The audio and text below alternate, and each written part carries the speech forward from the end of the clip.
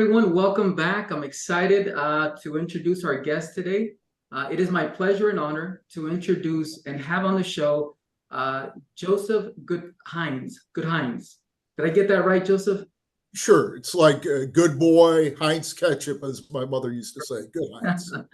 Awesome, awesome. Joseph, just to give you guys a little bit of background on who Joseph is before we start asking him questions. So Joseph has been an attorney for the past 26 years and is a partner at the Gutheinz law firm, right, where he practices with two of his 6 sons are attorneys there at the law firm. Joseph was rated a Texas super lawyer in 2021. Joseph has served as a special agent and for 3 federal agencies over the past 20 years. And these agencies include NASA, the NASA Office of Inspector General, the Department of Transportation Office of Inspector General, and the Federal Aviation Administration. Since 1982, Joseph has taught nearly 200 graduate and undergraduate classes for 3 colleges and a law school. He's also served as a member of the Texas Council on Sex Offender Treatment. Joseph has served for the state of Texas as a member of the Texas Criminal Justice Advisory Committee on Medical and Mental Impairments. Joseph has also served as a commissioner on the Texas Commission of Fire Protection. And he was also a United States Army aviator and intelligence officer. He has served as a consultant on aviation and NASA-related cases. Joseph has been a certified fraud examiner for 33 years. In 2017, he traveled to Sotheby's auction house to watch Nancy Carlson sell her Apollo 11 lunar bag, which contained lunar dust, for $1.8 million. And this was following a contentious civil case against the government over the ownership of the bag. Joseph was an attorney and consultant for the plaintiff, right, Carlson, on that case. Joseph, thank you for being on the show. Like I said, it's an honor and a pleasure to have you here. I'm looking forward to our conversation. I'm glad to be here. Yeah, thank you. And Joseph, where are you located? Are you in Texas? I'm in Texas. I'm in Pearland, Texas, which is south of Houston, Texas, kind of between Houston and Galveston. Nice. Okay, awesome. What's the weather like over there today? Raining. Raining. And it's been raining for a few days now. Yeah. Yeah, that's surprising, because I always thought of Texas as being kind of whatever I'm in Utah, so whatever's going on here, I just figured it'd be warmer over there. And we've had, relatively just warm summer weather. So I figured it'd be pretty hot over there. But I guess that's a nice thing that, you get some rain and it's a little cloudy. Well, my part of Texas, we get hit by hurricanes. And so, in fact, we're putting up our fences after the last one came through. So we see our share of water every once in a while. We also see our share of weather. Right. Awesome. Well, Joseph, let's just jump into the conversation. I'd love to, kind of introduce you to our audience. Can you tell us a little bit about where you grew up and what that was like? Sure. I grew up in a Marine Corps family. My father started off as a private, ended up as a lieutenant colonel. Was in World War II, China, the Korean War, Vietnam. And we traveled all over the United States. I lived in Taiwan for a period of time as well. My mother was an ex-Marine turned bar bouncer. And my father was 5'5". He said he was 5'7". My mother was a lot taller than him. And together they made a pretty mean team. Yeah, that's awesome. And I know you're good when you're Marines, yeah. Right. I know that just based on some of my research, I know that your father was also an attorney, right? A criminal defense attorney. Right. My father spent nearly 30 years in the Marine Corps. Towards the latter part, he was an infantry officer. Towards the latter part of his career, he went to law school at night. And at nearly 50, became an attorney and practiced for almost 20 years. Okay. And I know you started out as a special agent first, right, before becoming an attorney. Right. I was a special agent for 3 different agencies. And while I was working for NASA and leading a 25-man 9-agency federal task force, day for day, I was going to law school at night. and raising my 6 sons. So it was quite a challenging time. Right, right. What led you to become a special agent? Well, I have a deep commitment to law and order. Right. Growing up in a Marine Corps family, it's a pretty structured environment. And so I wanted to go out and get the bad guys. And that was pretty much it. When I was in the military, which was for a number of years before I became a law enforcement officer, I was a military intelligence officer and an aviator. And so when I got out of the military, I looked for a job, and the FAA was looking for somebody with my background. So I went in and as a special agent with Civil Aviation Security. After a year, I was recruited away from the FAA and went to work for U.S. Department of Transportation Office of Inspector General as a special agent. And after that, I was also recruited away from that agency to work for NASA Office of Inspector General, which from a pilot's perspective is like the ultimate place to go. And so I was very happy to get that assignment. That's great. And what led you to make the decision that you also wanted to become an attorney? Because it sounds like you already had a very successful career.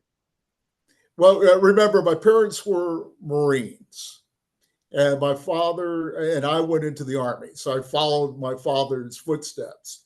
My father became a lawyer, and I followed his footsteps and became a lawyer. So I think I was following the leader, just as two of my sons, who are my law partners, are both lieutenant colonels in the U.S. Army Reserve now.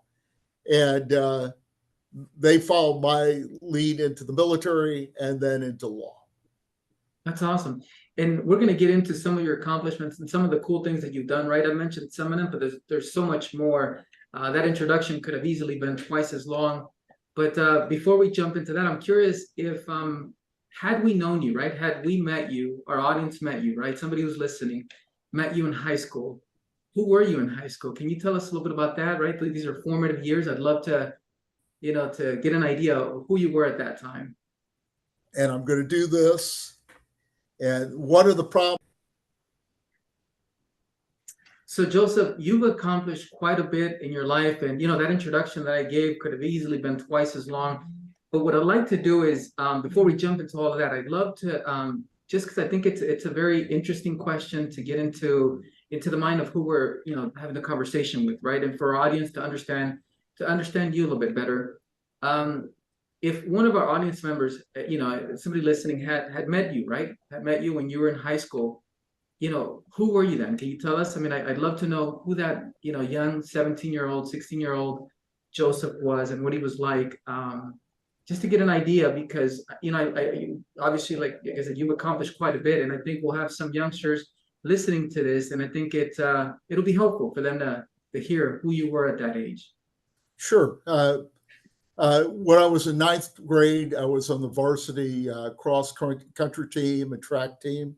So I ran a lot. 10th grade, I went to college. And so I really wasn't in high school after that. And so I would walk several miles to college, to and from my home, and continued to do that. Before I was 17, I had been to 4 different colleges. And so the bottom line is I was very intent at that time to get my college degree and to go into the Marine Corps. And so that was my goal. And somewhere along the line, I met my current wife, my only wife, Lori Gutheinz. And I met her father. And her father was a full bird colonel in the U.S. Army and an aviator. And he did not like the Marines. And so he gave me a choice. Either I could marry his daughter, right, or I could join the Marine Corps. And I married his daughter, and I ended up going into the Army and becoming a pilot like him. Wow, that is awesome. That's a great story. Joseph, you're very driven, right? You've accomplished once again quite a bit. I'm wondering, I mean, what is it that drives you? What's your jet fuel? What is it that what is it that you're chasing in life, and what is it that you're running from? Well, first of all, my family actually has a motto Hmm. that goes back generations, God knows when. Work makes life worth living. And anytime my kids have heard me say that 3,000 times a day, practically, uh, heard the same thing from my father. So the idea of working is a very important thing. And I tell my kids that there is no unimportant job. My father used to teach me to be very, very precise, like in cleaning a fireplace. We would spend hours getting it perfect just to put firewood in and burn it again. So the idea of working uh, either a minor type of job or a major type of job is part of my DNA. Now, I do have goals. I became a pilot for one reason, besides the fact that my father in law was a pilot. I had a horrendous fear of heights from when I was 7 years old and fell out of a tree and could not overcome that fear of heights. So I got into a TH-55 helicopter, and I had the instructor pilot with the doors off basically fly around in circles at 1,000 feet with me basically hanging out of the helicopter until I broke my fear of heights. So that was a goal that I had, to break the fear of heights. And how did I do that? Becoming an Army aviator. I had a goal of being a law enforcement officer, and I wanted to be a law enforcement officer with NASA. And I worked my way up to that. And that was my goal. Had a goal of giving back, and that's why I've served on a commission and boards and other ventures, not just those. And I also had a desire to serve the public, and that's why I'm a defense attorney fighting for the rights of both the wrongfully accused and the properly accused, trying to get them the best outcome possible. Right. That's a great story. I mean, talk about leaning into your fears, right? I mean, that's awesome. I wonder, Literally, yeah. was that an idea that you came up with on your own, or was that Oh yeah, something? Yeah. yeah. It was. Let me tell you how bad my fear of heights were. When I went into the military, you had to do the monkey bars. That Right. was one of the requirements of the PT test at the time. Right.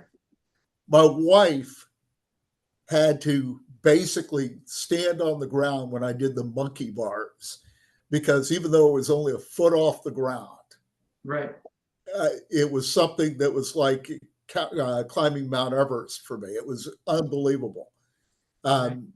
Basically, I hung out of a tree when I was 7 for about 30 minutes and then fell, and I still have scars on the back of my head from it.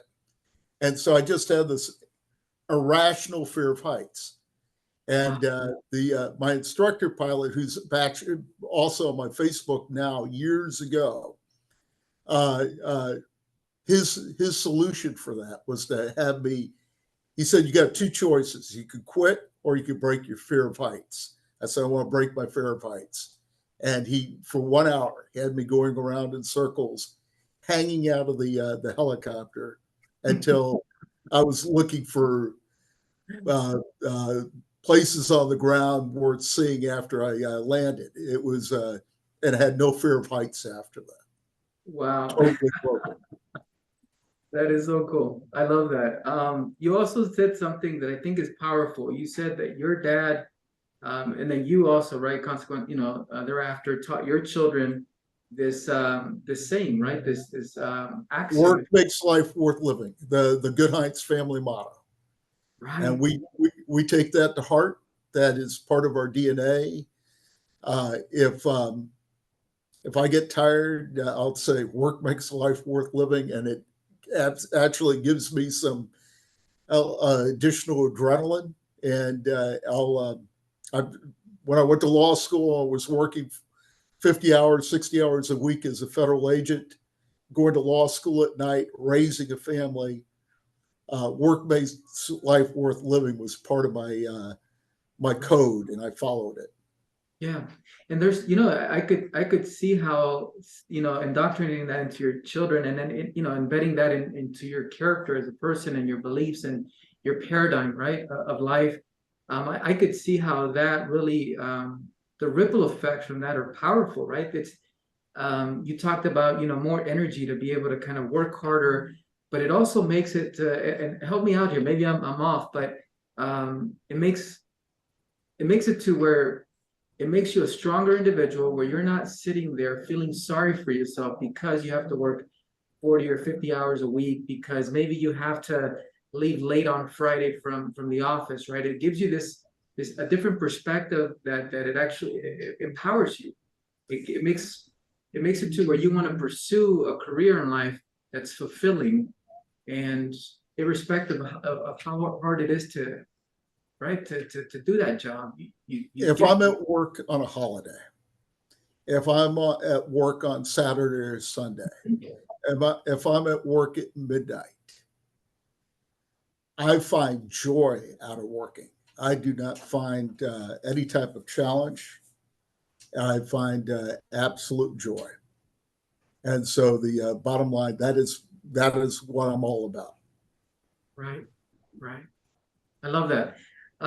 So I'd love to jump into, in fact, before we get into, kind of some of the cool things that you've done with your career, one final thing, just like everybody, right? I'm sure you've had times in your life that have been painful, difficult, and one of the things that I always like to kind of, touch on during our conversation, right? And I think it's important, right? Because some people that are, watching us right now and listening to us, they're either going through something difficult now, or they may go through something very difficult and challenging maybe sometime in the near future. So can you speak to a little bit, and maybe some difficult times that you've had in your life, and how you were able to turn those into something positive, right? To find the seed of an equal or greater opportunity in failures, or to be able to find, how to turn that into fuel, right? To propel you to the next stage or next chapter in your life. Well, let me go back to flight school. Breaking my fear of heights was one thing.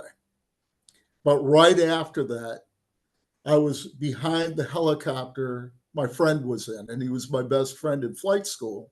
Sure. And he lost his nerve.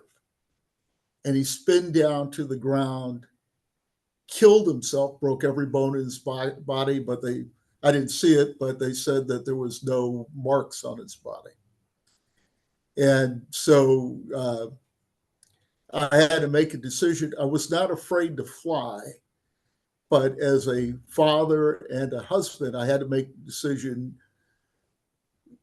When I was going to solo next, and I was the first to solo at flight school after he died. Right.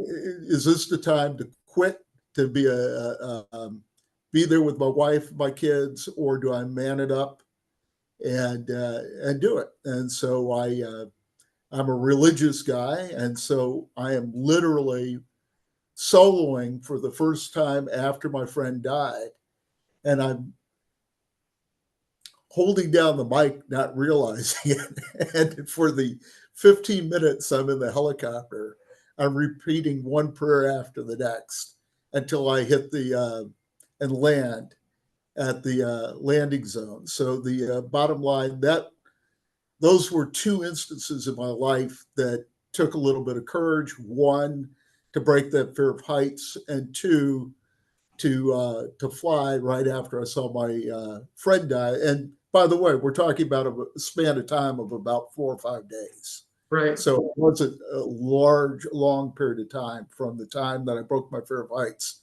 to the time that I saw my friend die. They had a 1-day down period where I read his memorial. I read his read at his memorial, and then the next day I'm soloing, and so that took a little bit of commitment on my part. Right. Yeah.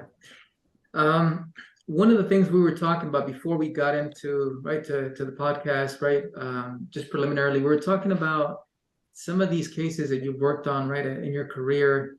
And one of the things that you mentioned is that at one point you were able to uncover and successfully get 17 indictments for a case in connection with the Department of Transportation. If you don't mind, I'd like to start out there. You know, there's a number of other things we'll be talking about, but I'd like to have you tell us a little bit about that case because that sounds pretty significant, and the outcome of it as well, right, was also, I think, was surprising to me in some ways, and in some ways not surprising. But I'd love to ask you to talk about that. Good. Many people would consider that case a failure, but the agents did not. We spent months putting together a case against politicians, highway officials, looking at bribery cases and so forth in a particular state. And we secured 17 indictments. What was your position at the time, and what agency were you working with? I was with U.S. Department of Transportation, Office of Inspector General, and I was a special agent. And I was a case agent from my agency on that case, and there was also agents from state agencies that participated in it. And so we were very proud of the job that we did. And a special prosecutor was assigned to the case, just as, you know, down in Florida, there was a special prosecutor handling Donald Trump's case. Right. And just as in that case, both prosecutors were found to be illegally appointed. And so that was the end of that case. And it just so happened to time out great for me because that's when I transferred to NASA Office of Inspector General. Right, right. What are your thoughts on that? Do you think that was just a coincidence in your case, or do you think what are your thoughts on that? I know that there was an opinion that it was highly political, that that people wanted that particular case to go away because a lot of key people were identified. That may or may not be the case. It's not me to judge. I'm a defense attorney now, so the way I look at it is they were not convicted of those crimes. Right. That indictment was set aside. So as far as I'm concerned, they're as innocent as driven snow, but that doesn't mean that we are in any way, any of the agents were upset with that because we did our job. Right.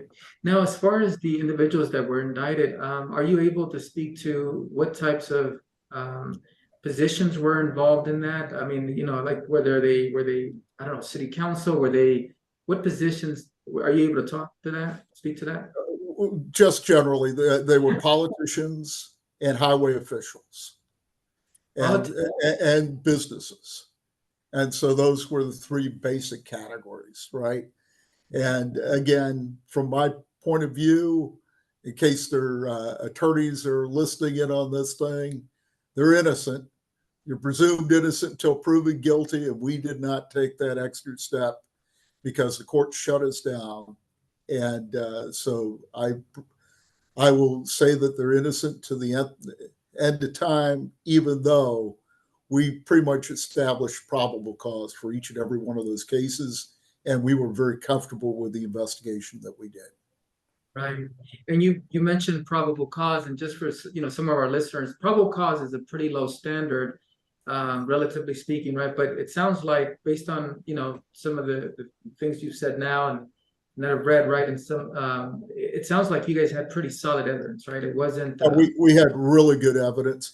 Probable cause is enough to get a search warrant, make an arrest, but it's not preponderance of evidence. That's one step up, and that's greater than 50-50, and that's what you need for civil case.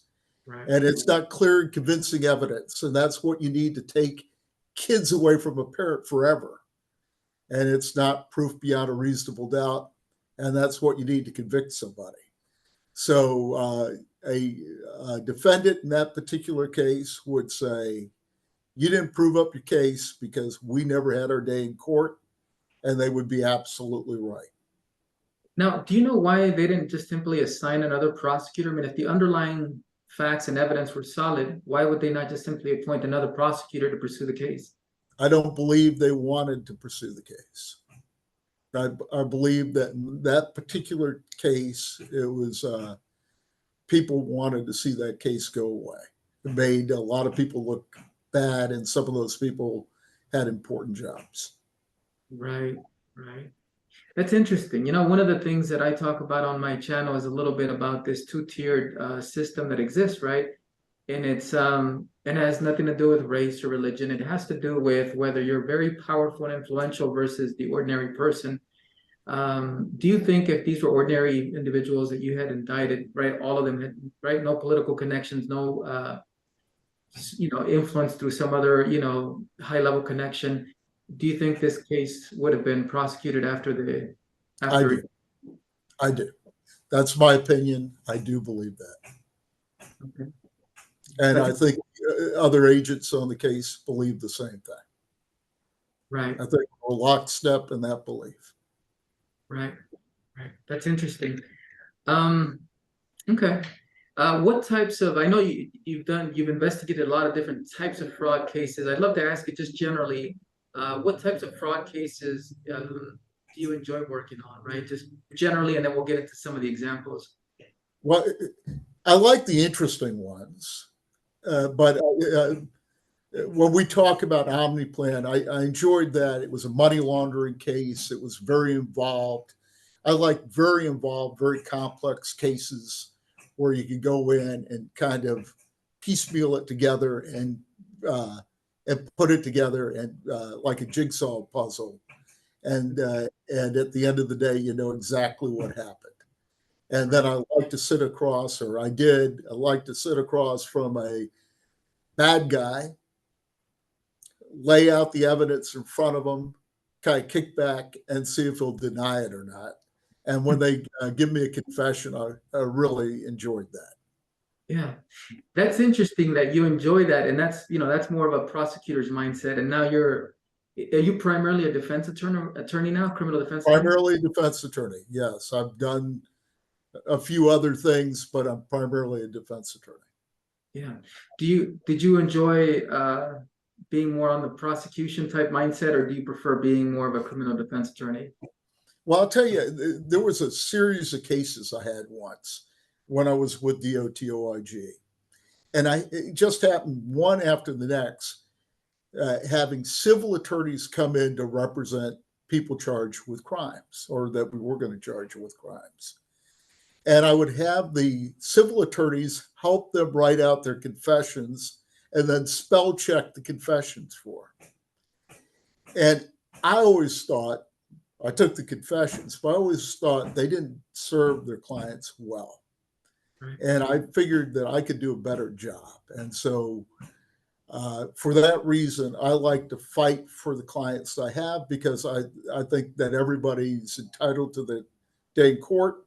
And just like those guys in the 17 indictments that are walking free today, everybody should have that right to try to defend themselves in any fashion possible. And if they win, when I was an agent, if somebody beat me, I lost no sleep over it. That case that I told you about, the 17, never lost a minute of sleep on it. We did our job. The courts ruled against our special prosecutor and the way he was appointed. And I did not have a problem with that. Right, right. I'm curious about something because I agree with you. I think that everybody deserves their day in court, and for me, I especially believe that because and we all have unique experiences and right and understanding of what the system is and things we've seen, cases we've read. And it sounds like you were a quality guy, but and I'd love to get your thoughts on this, but one of the reasons why I think that's so important is because sounds like you did, you gathered evidence, right, the correct way, and you were able to take it to a prosecutor, right, for him to prosecute the case. But one of the things that that we'll see, and our audience probably can relate to maybe some of the cases that they've seen on whether it's State Line or 2020 or some of these people that have been exonerated right after they've been convicted for a very long time. A lot of times it seems like, right, these cases are, if you look at the root of them, it's usually, not always, it was, a police officer or a detective that decided to plant evidence or to do something that wasn't proper. And I think that because that happens sometimes, right? By and large, that does not happen. That should be the exception, and probably is the exception, generally speaking. There might be some police departments, throughout the nation, right? Very few where it's not necessarily the exception. Maybe, I don't know. But it seems to me it's important, right, to have everybody have their day in court, because otherwise you get wrongful convictions. Well, I've gone against police officers that have lied and falsified evidence and caught them on it. And so the bottom line, that's absolutely true. Most police officers are law-abiding to the extreme. I've also represented a young man once who was arrested by his police officer father. He went to juvenile court. When he got out, he got into the military and went to Afghanistan. When he got out of Afghanistan, that same police officer father asked to have me seal his records, which I did. And today, the two men, father and son, are riding around the same squad car together, two police officers. And I guarantee you that younger police officer learned a valuable lesson from his father. And, I don't know if I would have done the same thing to my son, but that goes to the mindset that everybody is equal, including my own family. And that's what that sergeant decided to show, that you break the law, I'm going to arrest you, and I'm going to make sure that you're prosecuted. And he did. Right. And then because he was a good father, he made sure they get the record sealed and helped him get in the police department where he is now. That's cool. Yeah. I'm curious about something you mentioned, having to prove police officer, right, having to prove it I'm thinking in a trial setting, right, before trial or during trial, that they were maybe not completely honest, or maybe that they mishandled evidence or planted evidence. Who knows what what it was. But I'm curious about the accountability portion. What do you know if anything was resulted from that, as far as where they let go from the force? Were there any consequences? I'll give you two stories. Sure. Had one guy, my client was charged with a DWI. My client says, I've never had a sip of alcohol in my life. And yet he blew over 0.08. There's a disconnect there. I mean, he was adamant that he's never had anything to drink. I've never had a sip of alcohol, so I kind of understand the mindset. And so I check it out, and I find out that the police officer falsified that report. He did not blow over 0.08. He didn't blow anything. The police officer believed he was on drugs. And because he didn't have a blood test, he lied about, and he figured he'd walk in and plead to it. So case is dismissed. I get the record expunged. So my client, nothing on him, right? I go back to the police department to see if they fired the guy and if maybe they were going to put him in jail. They gave him a letter of reprimand, and he's still a law enforcement officer. That's on one side of the spectrum. On the other side of the spectrum, there were a couple of police officers that arrested a guy. They drove about 100 feet from his house. His wife is standing there. They turn off the squad car video, beat him, go in the back seat, beat him up, then go back in and turn it back on. Those two individuals, my client was facing 3 felonies. All 3 were dismissed. And they went after the police officers immediately, let them go. And I never followed up on it, but I assume that they've been convicted of something by now. certainly assault, but probably something even more egregious. Right. Right. That's interesting. You mentioned making a transition back to some of your investigations. You mentioned OmniPlan's 9 agency task force, which is the largest count indictment and conviction in NASA history. Is this the same E-17 indictment? Case that Oh no, was no, this is NASA.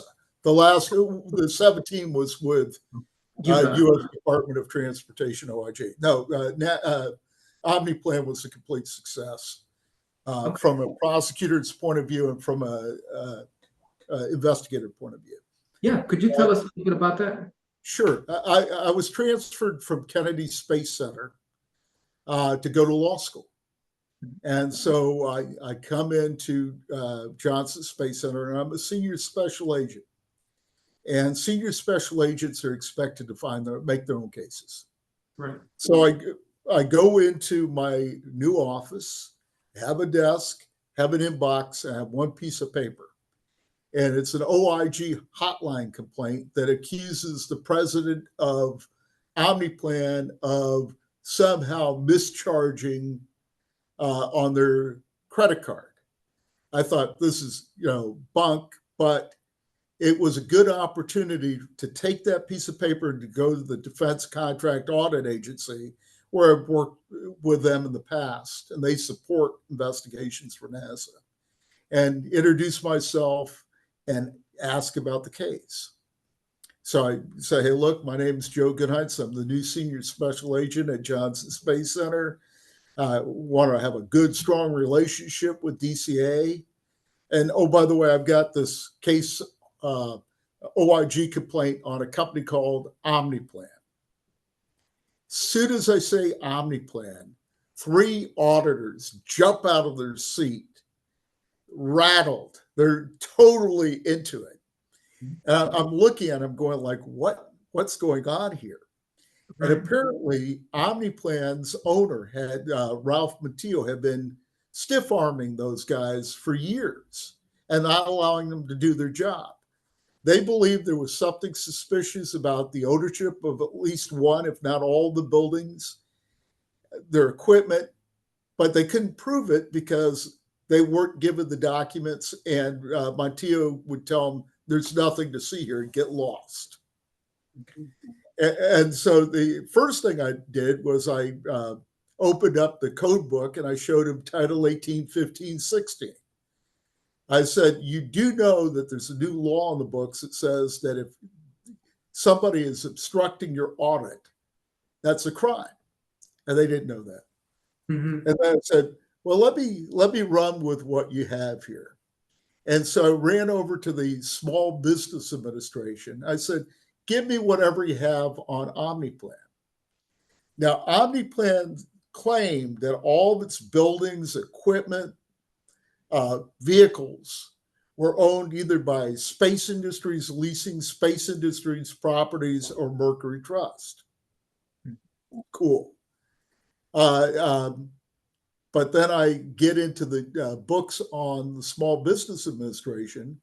I find that there's a building 17041 El Camino Real that allegedly is owned by a third party, but Ralph Matteo is the owner of it and his wife. Right.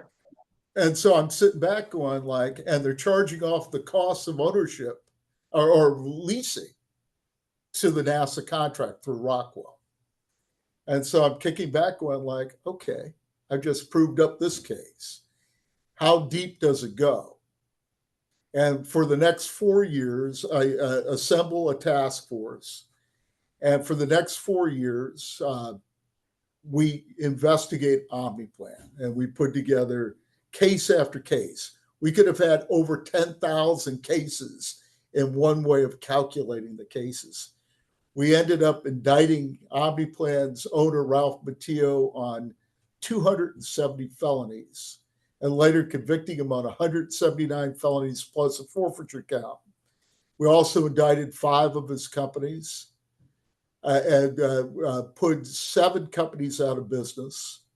And there were 4 other people that we convicted as well.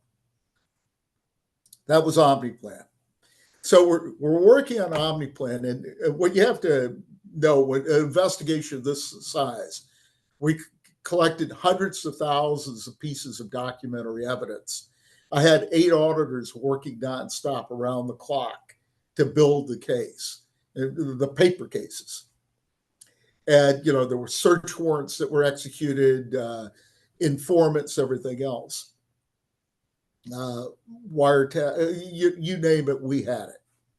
So the bottom line was, one of the things that we noticed was that Rockwell Space Operations Company had been, we didn't notice it, we were informed, told about the fraud that OmniPlan had been created. And we're going, okay, why didn't Rockwell Space Operations Company notify NASA? What they did was they continued to pass on their false claims to the NASA contract. And in addition to that, they would give them excellent ratings on the performance of their contract, and they would send that in. So they didn't tell us that they were committing a crime, but they passed on the vouchers. Right. So as we're finishing up the OmniPlan case, I recruit Montillo to start working for me. And so Montillo is helping me put together the case, got OmniPlan against Rockwell Space Operations Company. About that time, they go out of business as a subcontractor to Rockwell, or as a corporation under Rockwell. And 2 other companies, Boeing and United Space Alliance, come in to basically take over the shuttle contracts, space shuttle contracts. And so they become the successors in interest because they basically inherit all the legal consequences of Rockwell Space Operations Company. And so we go after Rockwell initially, and then United Space Alliance and Boeing. And we ended up settling. We filed suit, but we ended up settling with them, and that worked out well. At the same time, I'm looking for other companies that may have done what we called a leaseback scheme. Leaseback scheme, and this is, the accountants out there might be going like, "Oh yeah, I get it," but a lot of people won't. You can, NASA had a cost plus award fee contract.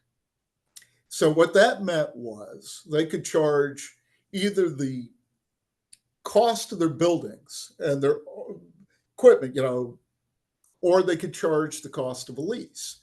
Lease costs are more expensive than ownership costs. And so what they did was they faked these leases. And I'll talk about it in a second, but they faked numerous leases. And then they charged those costs off to NASA.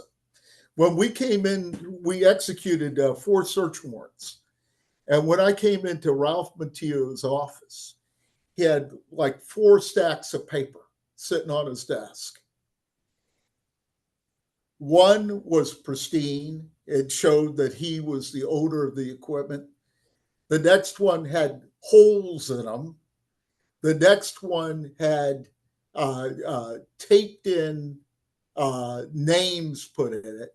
And the final one was this pristine copy that looked like it was a lease agreement and that the owner was a person who happened to be his sister, who sent him a love letter, did not know what was going on, and he cut out her signature and he professionally inserted them in all these lease contracts. And so Montillo's attorney comes to the door while we have 70 agents in all these different buildings. He knocks on the door. We borrowed, we had 25 full time, but when you do a search warrant, you borrow a lot of extra ones.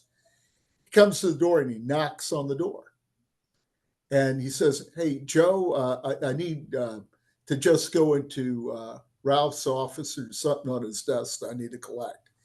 I'm sure his attorney did not know that there was anything dishonest that Montiel was putting him up to, because he had a very good reputation. So I looked right at in his eyes. I said, "Hey, buddy, I've already seen what's on his desk, and what we call those are smoking guns." And that was, it was like the strongest case you could ever get. But going back to the lease back schemes, we started sending out inquiries even around the country. This is a good way for a contractor to defraud NASA, an efficient way of getting a lot of money. And one of the companies that I looked at, was Lockheed Martin. And Right. Lockheed Martin had another variation of leaseback scheme. And initially, I had another agent that took over that task force, and then I inherited it as soon as the Omniplan case was over. With Lockheed Martin, I read from my notes, right, that you were able to get a $7.1 million settlement from them. Is that accurate? That's 7.1 million, yes. 7. And yeah, the U.S. attorneys said it walked into the elected for the Southern District of Texas, the appointed U.S. attorney, the big top gun, walked into apparently the president of Lockheed Martin, or vice president, whoever was down there at the time, and said, "Here are your choices." And apparently the story that I heard was he wrote out a check for 7.1 million, and that was the end of that case. Yeah, I don't think he liked the other choices. And just out of curiosity, do you know if the fraud that involved Lockheed Martin, do you know how much? What was it to the tune of? Was it 70 million? Was it 80 million? Oh no, I'm quite certain that you're going back a number of years, but I'm quite certain that the 7.1 million probably was very close to what was due the government. So that wasn't just pulled out of the air. That was probably tied directly to that. Okay. And I ask because you'll see sometimes where, very powerful companies, sometimes are fined or they reach a settlement, and sometimes that settlement is really just a fraction of the amount of money that they actually defrauded either the government out of or the public out of. But it sounds like in this case, that was pretty close to the. When Ralph Montiel was working for me, he Mhm. said something along the same lines. He said, he was the largest minority-owned contractor working for NASA. And at one time, he was a prime contractor. But he said, you know what? The Lockheeds, the Boeings, you're never going to get them criminally because they're too important to fail, right? So you could go after and destroy us, essentially what he was saying. But these guys are insulated. And to be very candid with you, there was a lot of insulation that we were seeing when we went after the big boys there. But we did end up settling our cases and winning. And so I'm not, I think we got a better deal than we should have. Now, I know of bigger cases that where they settled pennies on the dollar. But in our cases, I think we got a fair shake. Yeah. Can you think of one of those cases and that you're able to speak to generally, right, where the settlement was pennies on the dollar? Yeah, I know one. I can't really name it because it's not my case and would be fair, but it was a NASA related case, and it was a defect that ruined the project. Right, it was a catastrophic defect, Right. and to fix it cost a tremendous amount of money. And the check that was finally written for that was a joke, but they wanted to keep the contractor happy because they were instrumental in helping to repair the item they broke. And my thinking was, they broke it, they fix it, they pay for it. We don't take pennies on a project that they're fully responsible for. It Right. wasn't my case. I'm not, and so Yeah. I'm not gonna say anything. I'm sure every agent involved in it's long retired. Every attorney involved in it's long retired. I know that the lead um, prosecutor was happy with the deal, and I thought it was a joke that he would be happy with that deal. I thought, I'm glad he wasn't my prosecutor because I would have told him off. Right, right. No, it's interesting. It's something that I know personally. So you were talking about accountants, and it's been a long time since I heard about these leaseback schemes. But I graduated from USC with an accounting degree, and it was right around that time when Enron, right, 2002, with the big Enron scandal, and it wasn't just Enron; it was Global Crossing, Xerox. There was a lot of companies that got in trouble for playing with their books and having offshore debt and so on and so forth, right? All these creative things to try to make their books look better than they were, right?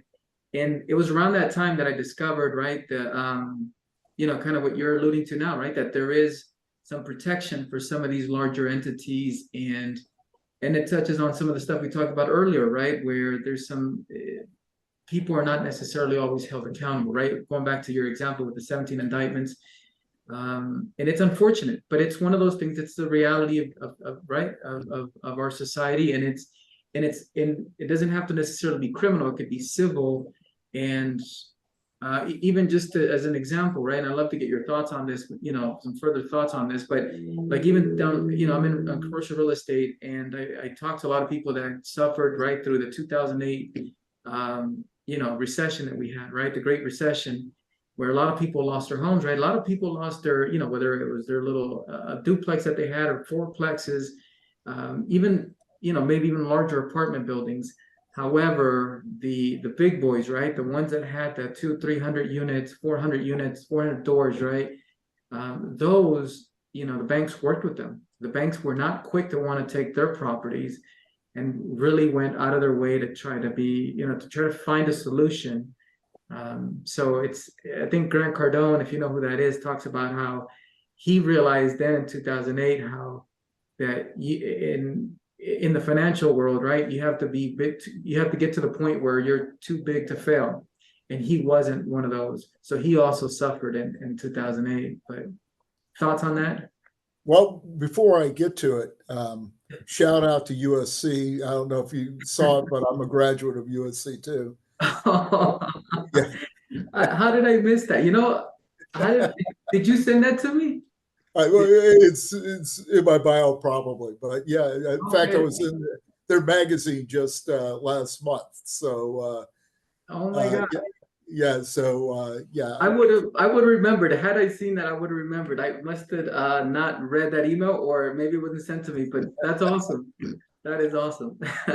But yeah, I earned a degree in systems management there, Nice. master's. But bottom line is, yeah, there's no doubt. There's no doubt that the bigger companies, one of the companies I went after, right, at each juncture where you would expect to have a manager, they try to say manager slash lawyer.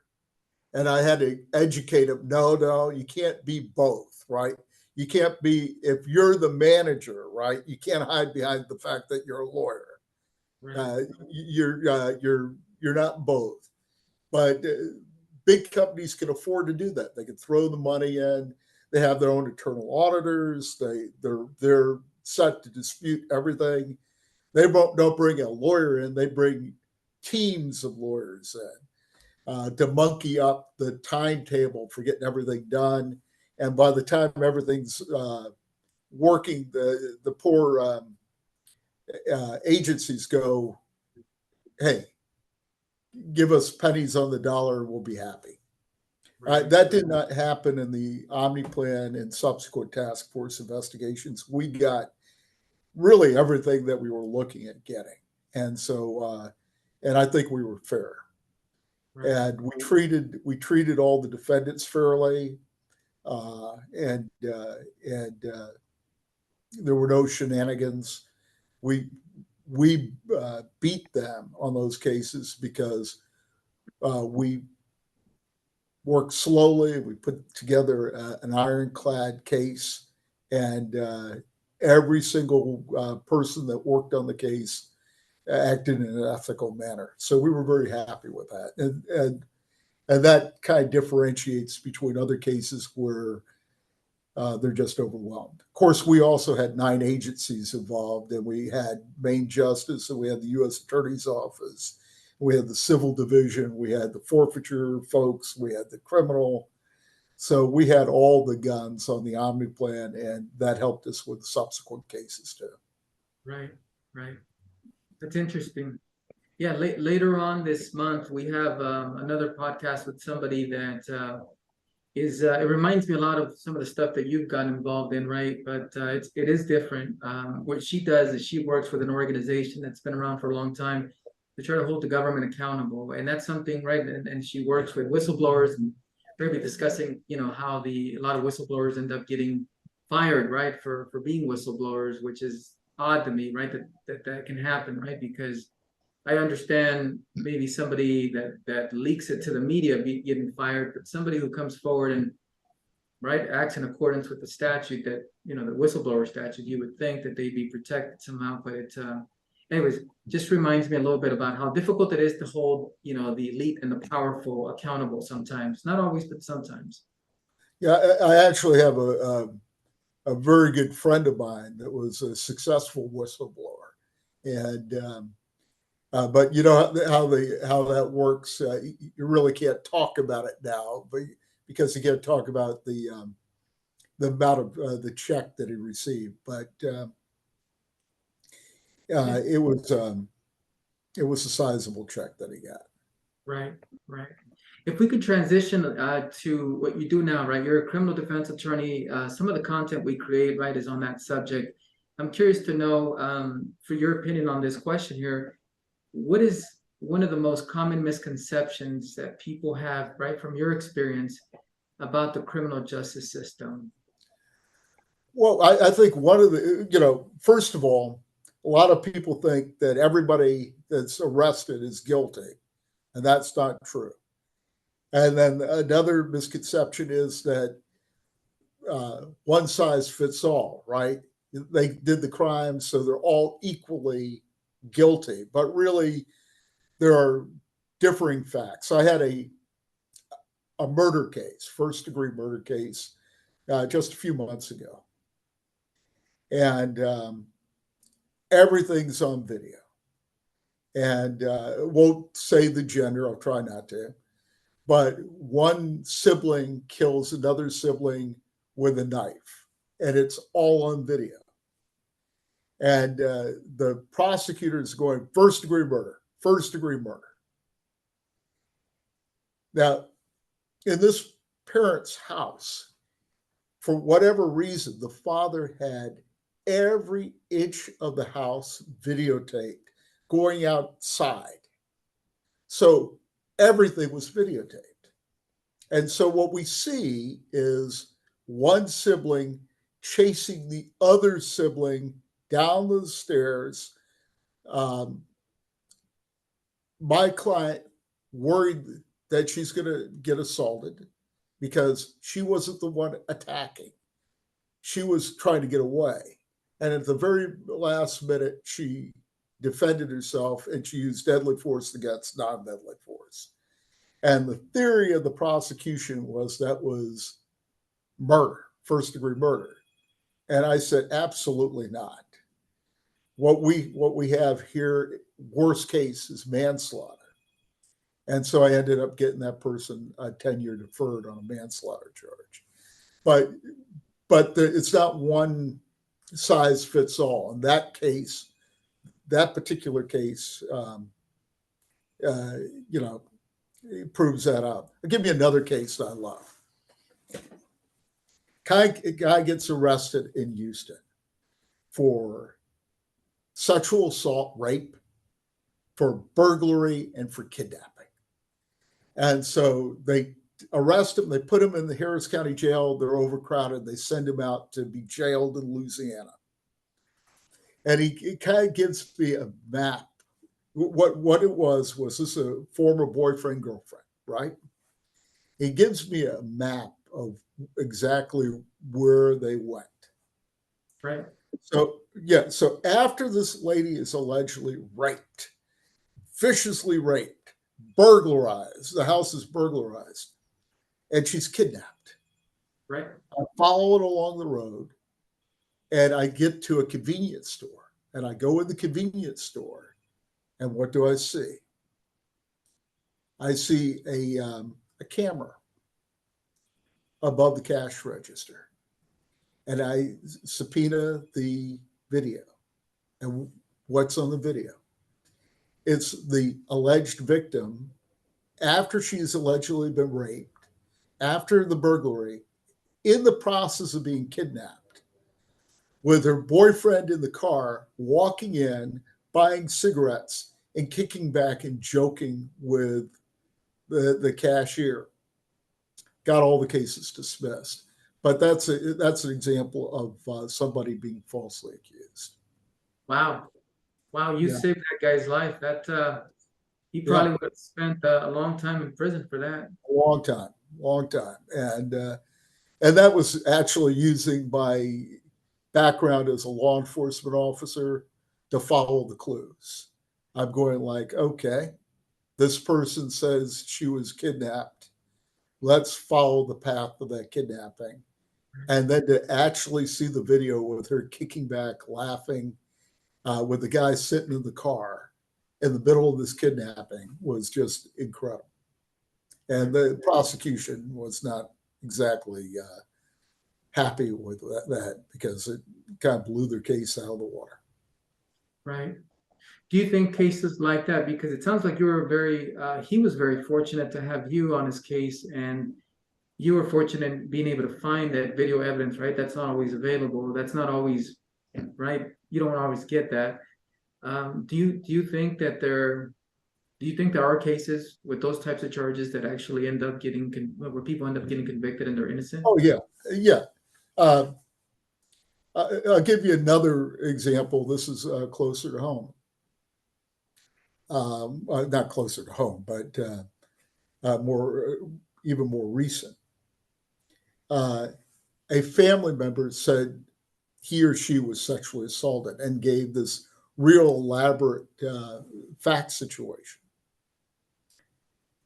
and the prosecution just wanted to hammer my client. And I talked to the client, I talked to the family members, and I absolutely believed he was telling the truth, that it absolutely did not happen. And I understood why that other person would lie, because they didn't want to live with this particular family member. And so here I go. One of the storylines is that she allegedly was raped in front of two other people at a hotel. I interviewed the two other people, and in detail, they established that that just did not happen. It was a lie. She said, or he said, they were sleeping in the same bed as the parent, and the other two people were sleeping in the same bed. That wasn't the case. The biological females were sleeping in one bed, the biological males were sleeping in another bed, and there was no sexual assault, and got that case dismissed. Now, a lot of attorneys, maybe a new attorney, might have approached that and tried to get some sort of sweetheart deal on it.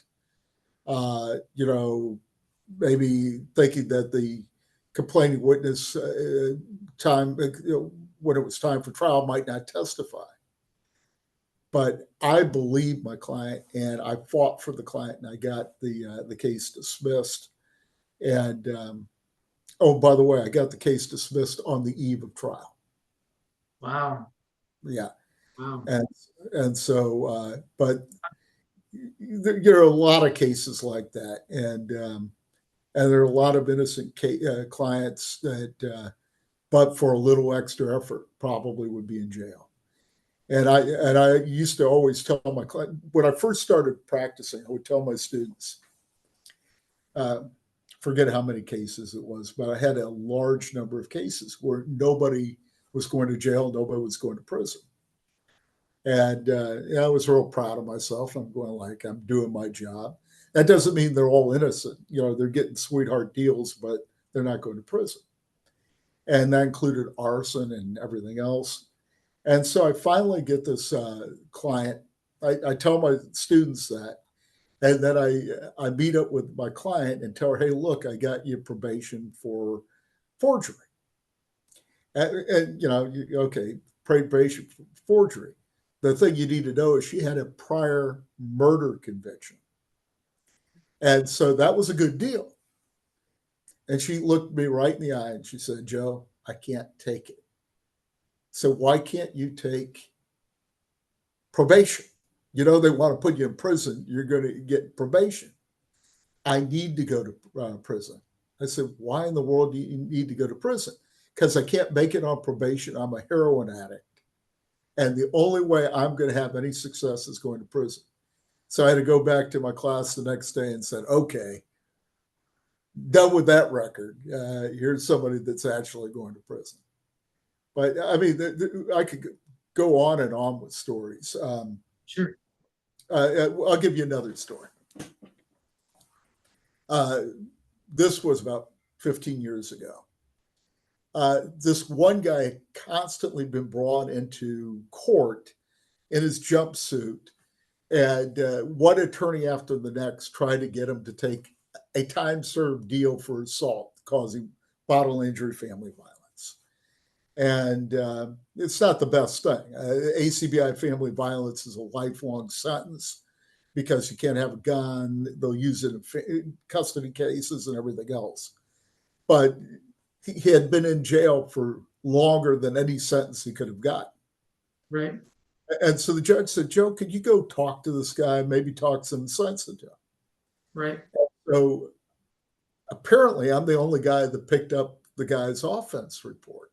So I pick up his offense report and I'm sitting there and I'm going like, hey, look, you beat up your girlfriend. They're trying to give you a time served to get you out of jail. He said, look, I've lost everything. I've lost my home, my job, you name it. I don't know this girl. I've never met this girl. I said, you live with her. That's what they say. You live with her. And then I go and I start reading the offense report. And and she describes in detail your dragon tattoo on your back and this tattoo and that tattoo. And in court, in his jumpsuit, with the judge there, everybody there, he picks up his shirt and he goes, I don't have any tattoos. He was totally innocent. And then we find out that the girl lied about this. She told the truth about her boyfriend. They arrested the wrong guy. She's back in love with her boyfriend. And she thinks out the wrong guy who spent 6 months trying to prove his innocence in court. Wow. And I told the guy, I'm not a civil laws lawyer. I've been involved in a couple of civil cases, but not my thing. I said, you sue everybody. You sue everybody. So because nobody bothered to read the report where it describes the tattoos. Yeah. So this is perfect, right? You mentioned right in the beginning, and I was waiting for the right moment to be able to find a way to bring this up, but you talked about everybody's innocent until proven guilty, right? And in writing, in theory, right, it's there. But if I can push back against that just a little bit, right? This gentleman right here was 100% innocent. His entire life got turned upside down. He's innocent, and yet he's locked up in 6 months. For somebody that's innocent, 6 months is an eternity to be locked up in jail. It is an eternity. His name was probably plastered all over the media. He, like you said, he lost his house, he lost his car, he lost his job. I mean, who knows what other consequences, right, came from this. So it's easy to say, right, that in our system, you are innocent until proven guilty, but his story is not unique. If somebody does not have money to make bail, and if the charges is serious enough, they might not even get bail, or it might be incredibly high. What are your thoughts on that, right? Because it's the truth. It's sad, but it's true. And it Well, happens. this is why an example of why an innocent person will plead guilty. You're in jail. They say, plead guilty, time served, you're out. Mhm. And they're going, okay, I could save my job. I could pay my rent. I could keep my furniture, my dog. Right, You wouldn't believe all the pet stories. Uh, I could keep everything if I just lie and say I'm guilty. right, And this is a guy in this particular case where maybe half dozen attorneys tried to get him to plead to the charge. And I would have been one of them, but I read the offense report right. because I'm going like you talked to 6 other attorneys and they all advised you to do this. I assumed that one of the attorneys had read the offense report and gone it over with them. And had they done that, the most obvious thing in the world would have popped up. The guy doesn't have any tattoos. Right. And it's interesting because, right, if we look at this kind of in a conceptual way, right, guilty in one way, right, of interpreting guilty and interpreting what the ramifications are, right? If you're guilty, then that means there's a punishment. But in our system, and let's use this specific example, he was punished severely well before he was ever found guilty. Is there a solution to that? Is that just something that we have to live with as a reality, right? A sad reality of our system for a lot of people. When I say a lot, you realize just like I do, right, that most people cannot afford a private attorney, so they have to go with public defenders, and a lot of people end up not being able to make bail. Well, in this particular case, what I thought needed to happen is I thought they needed to go out and arrest the woman for filing a false report and hammer on that because she actually identified him. She actually looked at him and said, "That's him." Mhm. Uh, uh, she is, that's false imprisonment. That's everything else. She should have been hammered on that. And from what I understand, on that particular case, they didn't do anything to her. So he spends 6 months in jail, and she walks. And the thinking was, well, she's been traumatized by her boyfriend or what. She put a innocent man in jail, and she lied to keep him there. That was, and everybody would have expected that he would have pled out. That was the pressure. That was the pressure campaign.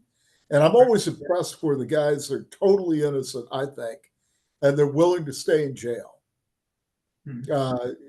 And I'm going like that's a lot of guts that they show that willingness. But in Yeah. that particular case, that guy did that. You Oh, mentioned, let me tell you one other story I love. sure, yeah, absolutely. Got this guy that calls the police. I'm being beat up by my girlfriend, or actually his wife. Being beat up by my wife. Okay. The cops show up. There's blood on the ground, not hers. They take her statement. He's gone. He's gone. They take her statement, and the bottom line was that they put out a warrant for his arrest. Where is he? She stabbed him with a butcher knife in his stomach, and he's down at the emergency room. So I'm going like, okay, call over and talk to the prosecutor, and I'm going like, this is the easy one. He called the police. He was stabbed. You got a warrant out on the wrong guy. Nope. And his line was, "Women are good, men are bad." The prosecutor actually, we were friends. Women are good, men are bad. Okay.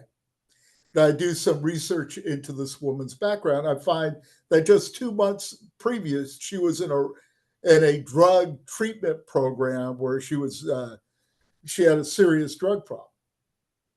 Brought that to the attention of the prosecutor. Didn't, and then as we're getting closer to a trial date, I interviewed one, two, three, four of her previous husbands. And all the husbands say the same thing. She's abusive. She's vicious. But I can't interview her fifth previous husband. She's been married 6 times because she was convicted of manslaughter for running him over. So she was abusive to every man that she was there. And so on the day of trial, we're standing before the judge, and the prosecutor turns to me and says, Joe, how about he takes an anger management class? I'll dismiss the case. And I already knew that he was going to say that. I already talked to my client. I said, hell no. We're going to go to trial. I'm putting every one of these ex-husbands on the stand. And he turns, the prosecutor immediately turns, looks at the judge. We're dismissing this case, Your Honor. And that was but that shows where even with the crazy bad case, sometimes the prosecutors are willing to go right up to trial to try to prove up a case.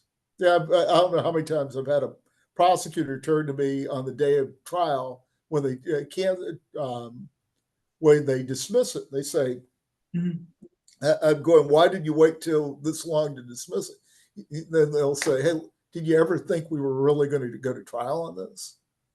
I'm going like, why are we here? Why are you dragging my client through the mud like this for months? Because they're hoping that they'll plea out. They're hoping that they'll take the bait, plea out. And it's just a problem with the criminal justice system. It's a major problem. Just today, I got some good news from a guy that reached out to me. He watched my content. I won't say his name, but he reached out to me, and he had one of these crazy stories, kind of like the last one that you just told me about. He's in another state, and terrible, terrible situation. Sad story, and I get a lot of these. But this morning, like not this morning, actually, this afternoon, right before we got on, I want to say it was less than an hour before we got on this podcast, he sends me a text with a photo of his case getting dismissed after years. Luckily, he had the resources to be able to fight this, but it finally got dismissed, completely dismissed. But it was a bogus case like this. If I could ask you, I mean, the solution seems easy. I just recently did a podcast with a gentleman who was like one of the top attorneys in the state of Illinois, like yourself, right, in your state, in your respective state. And he specializes in family, domestic violence and family type cases, right? Family law. And he told me the solutions to one of the many issues that we discussed was what you just, addressed, which is these individuals, right? If you can prove, right, that they, with actual evidence, not just, two people arguing, bickering and pointing fingers, but if you can actually prove that one of the individuals, the person accusing, right, throwing the allegation, throwing the false charges, if you start holding these individuals accountable, this would very quickly start to fix itself. Why is that not happening? Can you give us some insight? I mean, I know you're not a judge, but or a prosecutor now, right? But can you give me some insight? Well, part of it is prosecutors are not investigators; they're not cops. So when it comes to their attention that the people are lying, they're not predisposed to bringing charges against the people. You almost need to go back to scratch and have a cop do that. But really, and there are different levels of immunity and so forth. But really, what you need to do, if you want to really challenge the system and make a difference, not only go after the people that make the false complaints, but go after prosecutors that don't use prosecutorial don't use, I'm not even going to try to say it because it's late in the day, don't use their discretion to prosecutorial discretion. And ethical prosecutorial discretion, right? To be able to to dismiss it, or judges that admit evidence that should never be admitted, and they know should never be admitted. or judges like you got to be able to go after those people, and definitely you could go after the licenses. Remember the Duke Lacrosse case? They went after the prosecutor's license on that. The Duke lacrosse case, the poor lacrosse players were falsely accused of rape. We find out that was the first time the accuser had done that, and their whole lives were ruined. Their reputations were ruined, even after they proved definitively that they were innocent. Right. They still labeled them as rapists. Yeah. You go after the lady that makes the false allegation. You go after the prosecutor that ignores critical evidence, and you go after anybody else in the system that Right. basically caused these people to go through hell.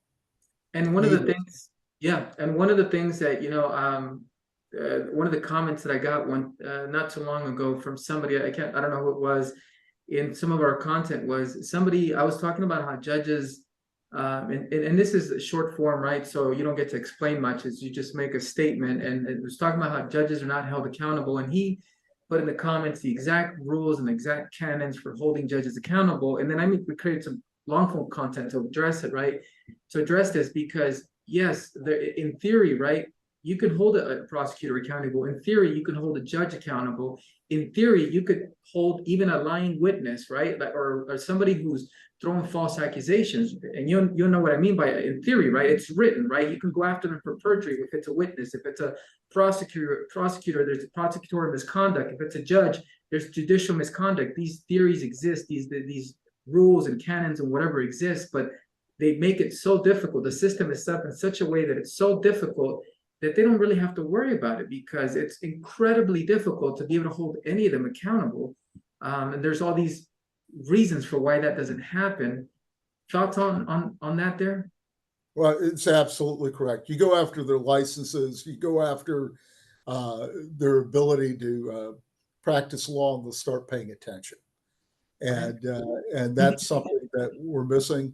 And I swear to God, every person that makes a false allegation against somebody and you prove it up, the next case should be on that. It's no delay, no thinking about it. They lied. They put that guy in jail. Now you go after that guy that lied. Automatically, right? Yep, Automatically. Yeah. And I think you know where I'm coming from, right? I'm very passionate about this, but it's because I talk to people on a regular basis. And by the way, it's not just men, but I talk to people on a regular basis that have gone through this type of thing. It's usually men. And it's sad to hear their stories. It's sad. I mean, it's these lacrosse guys you're talking about, I don't know them, but I gotta believe these guys had families, they had siblings, they had dreams, they had aspirations, they had goals. They had vision boards, right? They were just regular, human beings like you and me that you know what I mean? And they were young in the prime of their life. And like you said, their entire lives just got turned completely upside down. And some of them may never recover psychologically. Some of them for the rest of their life might go through life just angry, bitter, and might lose that spark, right? That made them special and that made them who they were. Well, it's really egregious, and I've actually had a mock trial on the Duke lacrosse case for one of my classes. So we actually we studied all the places that they made mistakes, and it was one of the worst cases I could think of where the evidence was overwhelming and they ignored it. The prosecutor ignored it. The media it fit their narrative. Men are bad, women are good, and they allowed it to happen. And I still feel sorry for those guys. Before I finish, Sure. two other cases that I had when I was an agent, if you're interested. Sure. Yeah, absolutely. Had this guy, Jerry Allen Wittridge. And Wittridge, for 2 years, claimed to be an astronaut, a CIA regent for life, a Congressional Medal of Honor winner, Top Gun trophy winner. And there's no such thing as Top Gun trophy winner. And he had a NASA-style resume with his picture. It looked exactly like all the other ones that he had online. And he went to Mission Control. He talked to public affairs, got their permission, and went to Mission Control and got permission to be inside Mission Control when there was a mission going on, where he talked to the astronauts in space with the cameras on him and the whole 9 yards. Then he got the schematics to the space shuttle propulsion system, claiming to be an astronaut. They just sent him the information, sensitive proprietary information. Went on and on. Some really egregious things that he did. He was a parachute rigger and a pilot. At one time, he's flying jumpers. They're going to be jumping, and he starts going crazy, yelling at him, "Hey, stop hitting my helmet!" And they're all looking at him like, "What's going on?" And he's the guy flying the plane. Or he'll jump out of a plane and land on the ground, beat the people up, and the whole 9 yards. The thing was, he did this. He perpetrated this fraud for the better part of 2 years. And when we finally I arrested him. When we finally brought him in, we had a hearing. Right. And so the bottom line is the media is all there because he got into Mission Control. It's a big deal. And he's sitting in a witness box. And Judge Botley was the name of the magistrate, keeps coming in. He says, "Mr. Whitridge, where's your attorney?" And he would stand up like the Marine he wasn't. And he would say, "Hasn't arrived yet, sir. I'm expecting him any moment." And every time, oh, by the way, well, I'll get to that in a second. Every time he would stand up, attention, all of that type of stuff. And finally, Botley walks in and he looks at me, he says, "Okay, I need your attorney's name because I'm going to have my bailiff call him right now and get him down here." He said, "Yes, sir." And remember, the media is there. And he looks him right in the eye, Whitridge. He says, "It's William Jefferson Clinton, the president of the United States." And he said his girlfriend had called him, and his girlfriend's an astronaut. When I arrested him, he had a box of presents to this female astronaut and her child. And on top of it, a gun. He had a .357 Magnum above his head. And it's a type of case that most people don't think about when they think about NASA. But believe it or not, there are a lot of people out there that pretend to be astronauts. And this was probably the most egregious case of an astronaut where he got confidential information. He had all the emails of all the OIG personnel and NASA management. He had on his computer, and he had this storyline that a deceased female astronaut, before the one that said he's dating now, was his girlfriend, and how he lost her in the whole 9 yards. When I went in and I interviewed him for about 4 hours in his trailer in Galveston, he had this crummy bottle with cement all over it. And he's looking at me, he says, "You know what? I've worked for 4 presidents, but this one's put me in space. And you know why?" He says, "As soon as I was putting together a model of whatever it was, a space station." He says, "As soon as I put this together," he said, "I'm going up." And they put it down in front of me. And he said, "I did it." Crazy as all get out, right?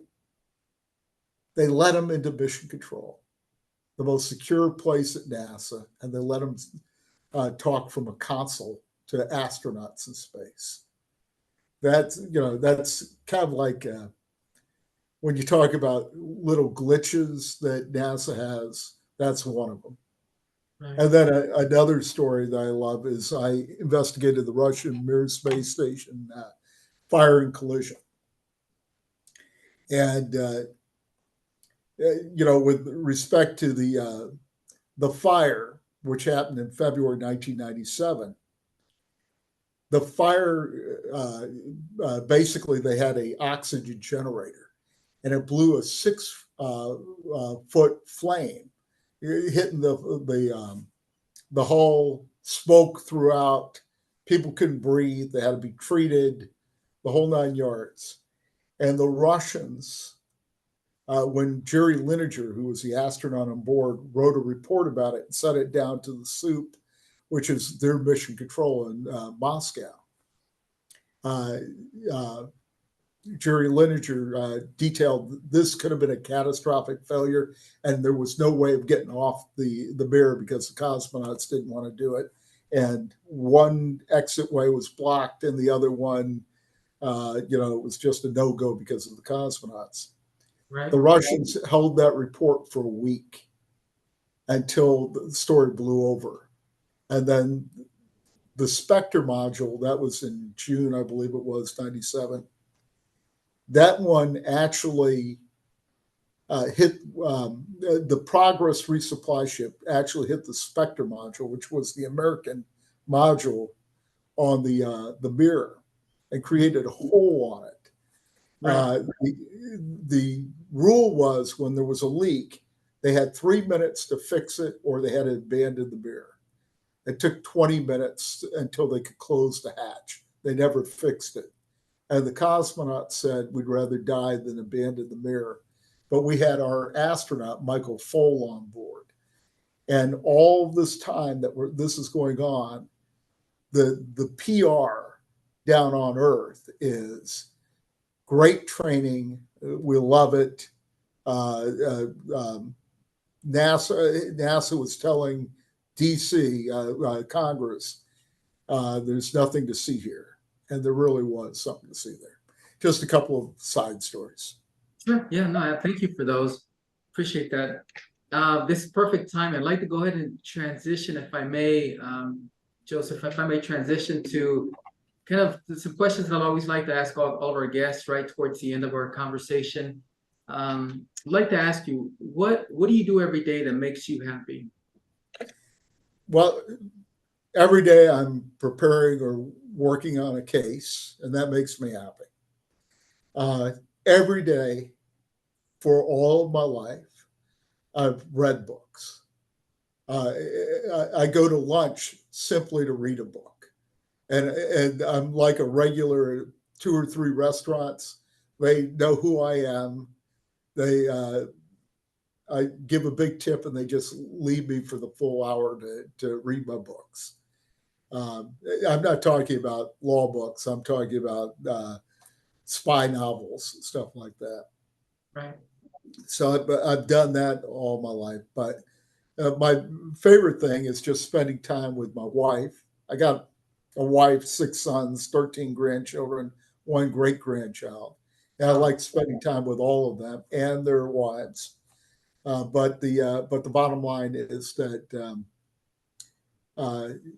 work and family, I guess, and reading are 3 joys I have in life. I love that. That's awesome. If I also may ask, where do you see yourself in 10 years, right? You've accomplished a lot and you're very successful, but where do you see yourself 10 years from today? Well, in 10 years from today, I don't know if you know about my moon rock project. Moonrock, yes, I do. Yes. Okay. In 1998, I went undercover to get the Honduras Goodwill moon rock with that Right. help of billionaire H. Ross Perot. And after I retired from NASA and started teaching, I created a moon rock project where we helped find 78 missing Apollo 11, 17 moon rocks all over the world. There's still about 150 that are missing. Right. So I've always told my wife that the day I retire, we're jumping on a plane and we're going to go from country to country to find some of these missing moon rocks. I'm going to Spain to look for Franco's Apollo 11 moon rock.